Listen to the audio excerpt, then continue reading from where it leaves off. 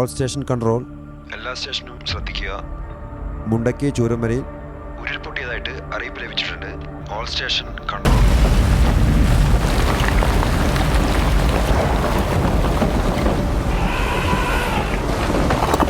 The landslides in Wayanad district of கேரளாவின் வயநாடு மாவட்டத்தில் ஏற்பட்ட वायनाड के चोरलपारा में मंगल की रात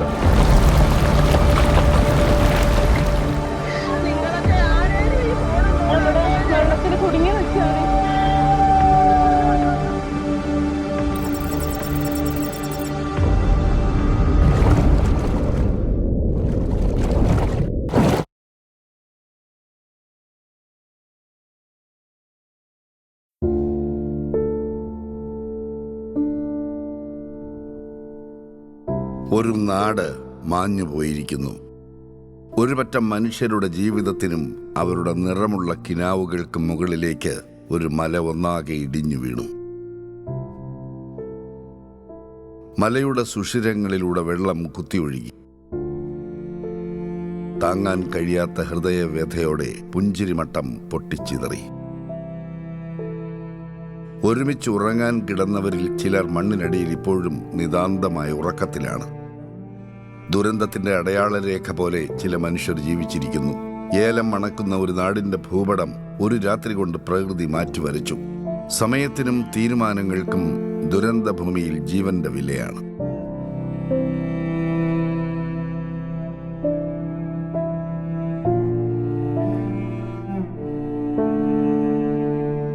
സർവസംഹാരകനായി കലി തുള്ളി ഒഴുകിയ മലവെള്ളപ്പാച്ചിലിന് മുന്നിൽ സ്ഥിതിയും സംരക്ഷണവും സർക്കാർ മുന്നിൽ നിന്ന് നയിച്ചു.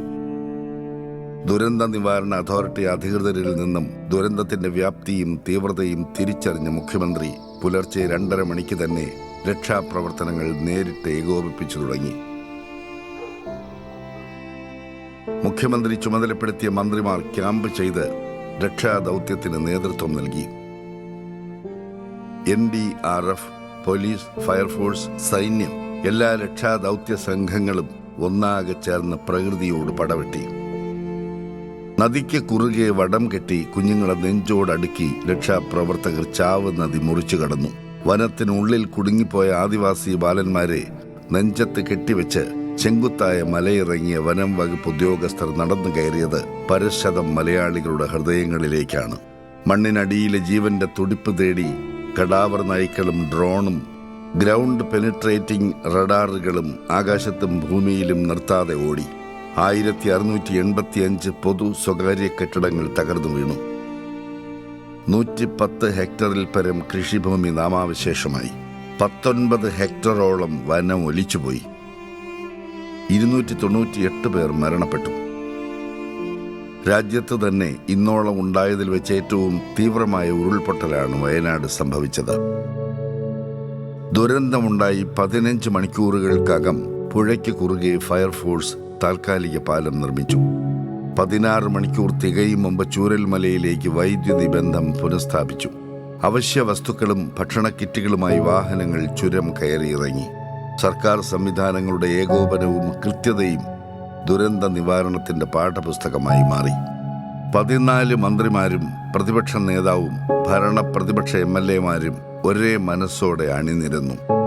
രാഷ്ട്രീയ, സാമുദായിക, യുവജന സംഘടനാ പ്രവർത്തകരും സ്വയം സന്നദ്ധരായി രംഗത്തിറങ്ങിയ വോളണ്ടിയേഴ്സും അടങ്ങുന്ന 1800-ലധികം വരുന്ന ടാസ്ക് ഫോഴ്സ് സ്വയം ഒരു സൈന്യമായി പരിണമിച്ചു.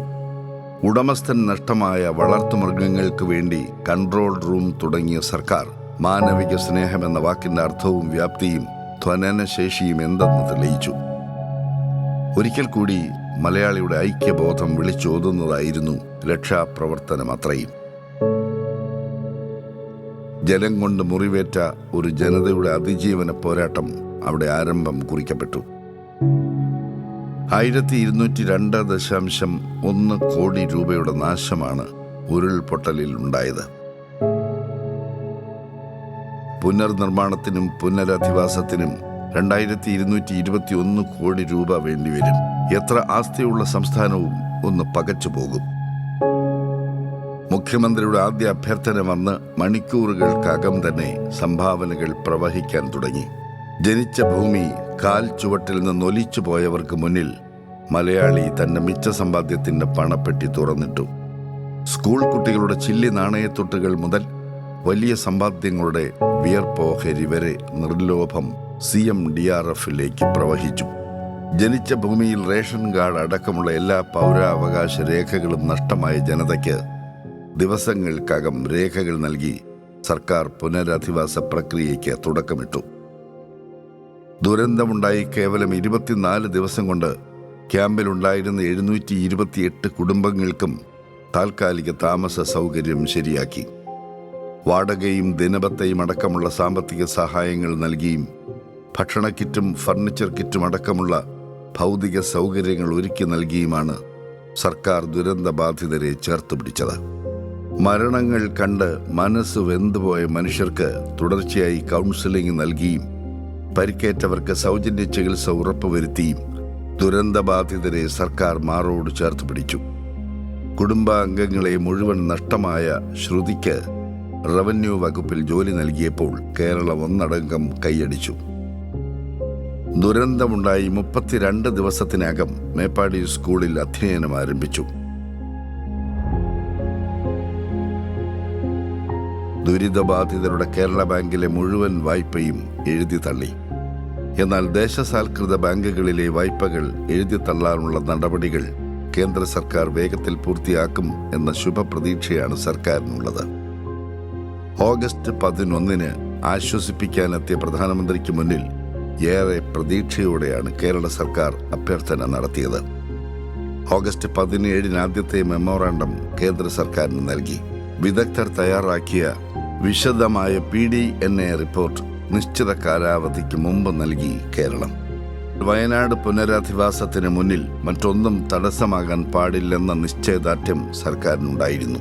ദുരന്ത പ്രതികരണ നിധിയുടെ കാര്യത്തിലും ഭൂമി ഏറ്റെടുക്കലിലുമെല്ലാം കോടതിയുടെ സമയബന്ധിതമായ ഇടപെടൽ ദുരിതബാധിതർക്ക് വലിയ ആശ്വാസമായി മാറി. ഇന്ത്യയുടെ ചരിത്രത്തിലാദ്യമായാണ് പുനരധിവസിപ്പിക്കേണ്ട ആളുകളെ നേരിൽ കേട്ട ശേഷം അവർ ചൂണ്ടിക്കാട്ടിയ സ്ഥലത്ത് പുനരധിവാസം നടത്താൻ ഒരു സർക്കാർ തയ്യാറാകുന്നത്. എൽസ്റ്റോൺ എസ്റ്റേറ്റ് പുനരധിവാസത്തിനായി തിരഞ്ഞെടുത്തു. 2024 ഡിസംബർ 27 കോടതി ഭൂമി ഏറ്റെടുക്കലിന് അനുമതി നൽകി.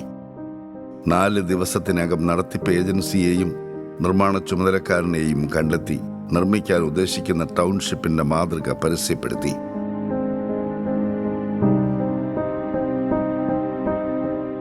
അച്ചിൽ വാർത്ത പോലത്തെ കോൺക്രീറ്റ് കെട്ടിടങ്ങളുടെ സമുച്ചയമല്ല.